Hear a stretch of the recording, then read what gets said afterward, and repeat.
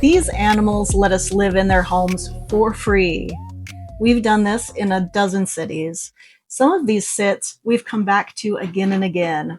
This is how the Freedom Stack actually works in real life. Let me show you.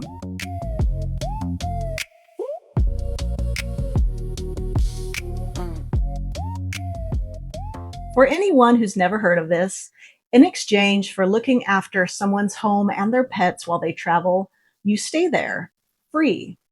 That's the trade. No rent, no utilities. You feed the animals, walk the dogs, keep the plants alive, and keep the house running. To put this into perspective, here's what the numbers actually look like.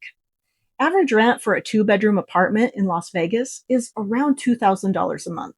When we sit for a month in Las Vegas, our housing runs between $0 to $100 for the entire month. Same city, the only difference is the system. Everything else stays roughly the same. Food, transportation, our normal life. This is the layer that kills accommodation costs. But it doesn't work in isolation. It's what makes the other layers possible. The points you earn from everyday spending don't get drained on hotels. They go further on flights. Your destination strategy isn't constrained by rent prices. The Freedom Stack isn't 5 separate systems. It's 5 layers that compound. So that's the trade. You stay in someone's home, take care of their animals, and in exchange, the roof over your head costs almost nothing. It's not a vacation. You have responsibilities. You're caring for living beings. You still pay for your own food and transportation. But when housing drops from $2,000 to zero, everything else gets lighter. Your entire month can cost less than most people's rent. Okay, so how do you actually do this? The main platform we use is Trusted House Sitters. You create a profile, apply for sits that match your dates and where you want to be. You do a video call with the homeowner, and if it's a good fit, you've got a place to stay. What homeowners are looking for in a sitter are reliability signals. Clear photos of you, ideally with animals you've cared for before. A bio that sounds like a real person, not a resume. References, even personal ones when you're starting out, and specifics, not "I love animals," actual details about your experience with them. There are Facebook groups for house sitting too, and a few country specific platforms as well. But we mostly use Trusted House Sitters because it has the widest reach and that's where our reputation has been built. We always do a video call with the homeowners before confirming a sit. And whenever possible, we also try to meet the pets in person ahead of time. This can really help with the sit going more smoothly. So here's the part that stings a little bit to admit. I actually found Trusted House Sitters about 7 years before I met Gary. I was traveling then too, solo.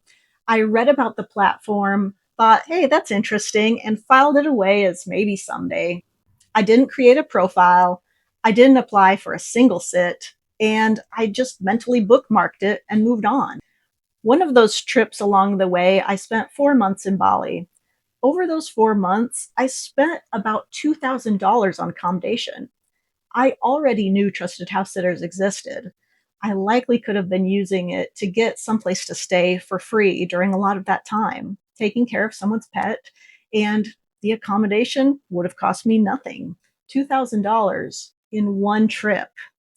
Multiply that over 7 years of traveling and filing things away as maybe someday. If you're watching this and you feel that pull towards something freer, don't do what I did. Don't file the systems away. Open the account, create the profile, start building the layers now, even if you're not traveling yet. The systems compound with time. The earlier you start, the more they give you. That's what I got wrong, so you don't have to repeat it. We've been house sitting for a few years now, and it's become one of the biggest reasons our life costs what it does. It helped me pay off over $30,000 in credit card debt. And it helps us keep our costs so low that we can hardly even believe it.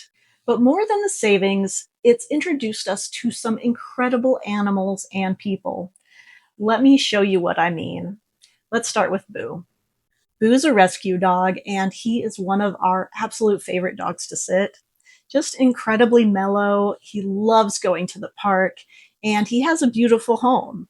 We've sat for him enough times now that it almost feels like a second home to us. And then there's a sit that we do near Fremont Street. 3 ragdoll cats in a gorgeous condo. Their owners are some of the most generous people we've met doing this. And we're going to come back to them later because there's a lot more to those stories. I bring these two up first because I want you to understand something. This isn't a one-time novelty thing that we did for a video. We have these relationships now. Repeat sits, repeat animals, repeat homes. It's become a real part of how we live, not just a clever trick that we tried once and moved on from.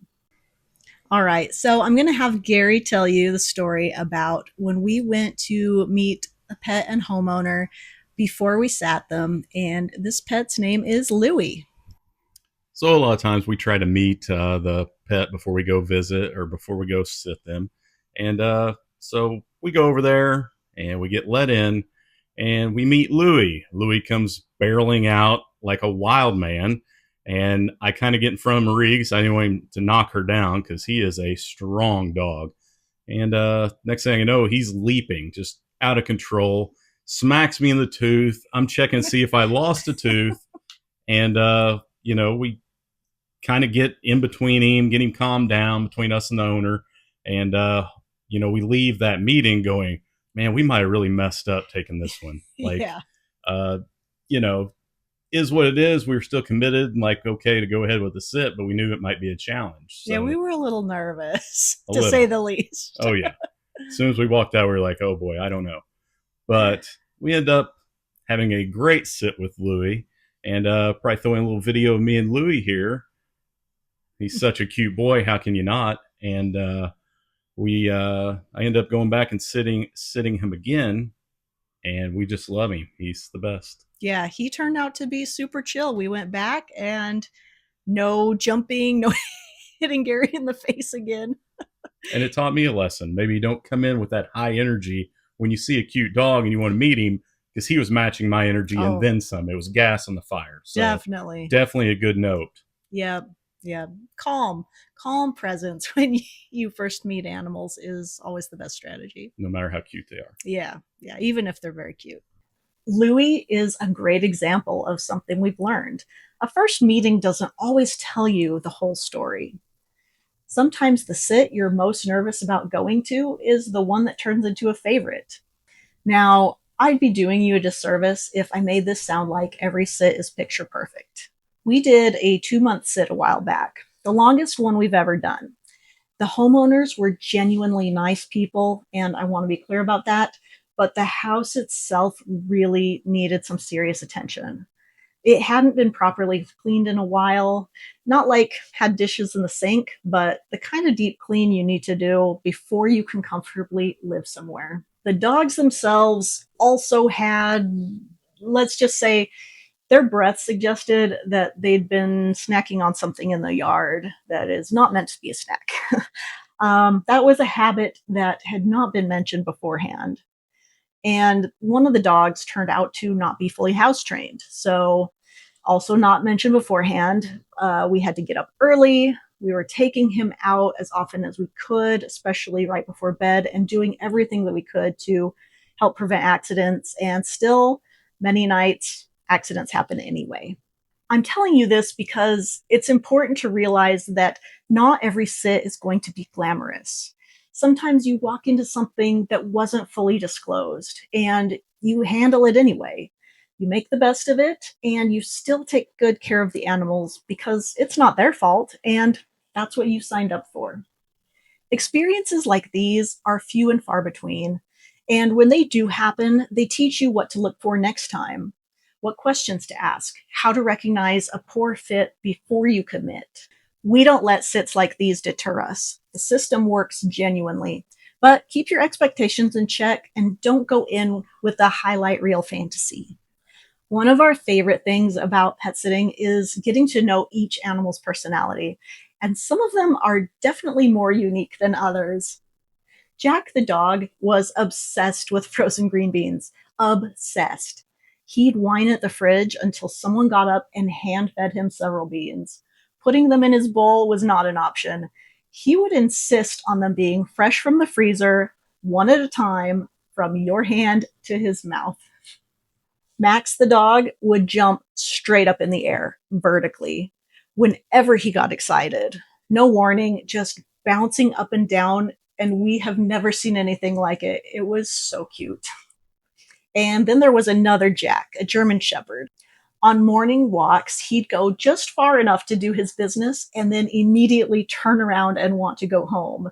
Walks over, mission accomplished. And he was stubborn. You would not persuade him otherwise. Chicky is a tiny, older ragdoll, probably our favorite cat of all time. Whenever she wants attention, she'll give you the gentlest taps on the arm and then roll over and show you her belly. While we were on this sit, I went to run some errands one day. Gary stayed home to work, and when I got back, he told me that he wasn't able to get anything done because Chicky was too cute and he'd been petting her the entire time.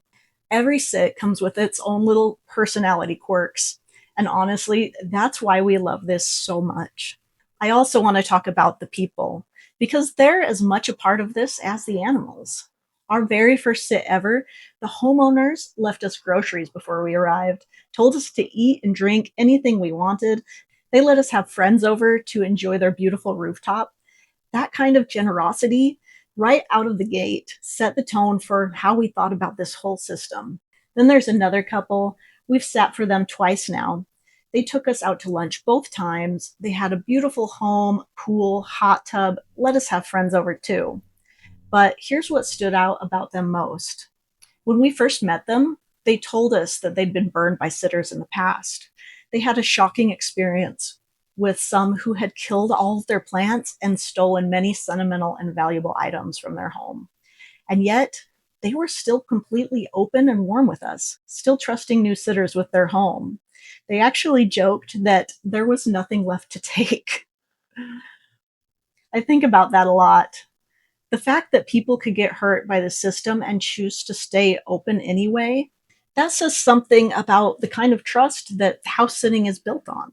To bring it back to where we started, Boo whines with excitement every single time we arrive. It melts us. He knows us now, and we look forward to his little cries every time we go to sit him. And Sparky, Chicky's brother, another ragdoll cat, he was so shy the entire first month we sat there. He wouldn't come out. We barely saw him. We went back the next year for another month, and this time he came out consistently, lounging near us, playing like a completely different cat. That's the part nobody really talks about with house sitting. You don't just save money. You build real relationships with the animals and with the people who trust you in their homes. That's house and pet sitting, one layer of the freedom stack, the one that eliminates our biggest expense when it's active. Accommodation is the heaviest line in any travel budget.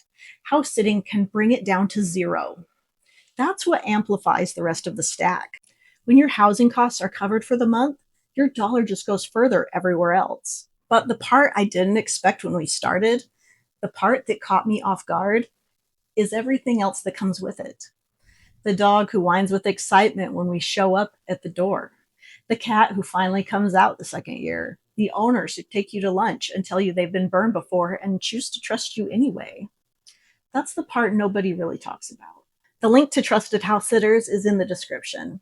Full disclosure, it is an affiliate link, but it doesn't cost you anything extra. There's also a link to the Freedom Stack Starter Guide, which walks through all 5 layers of the stack, how to build them, even if you're not traveling yet.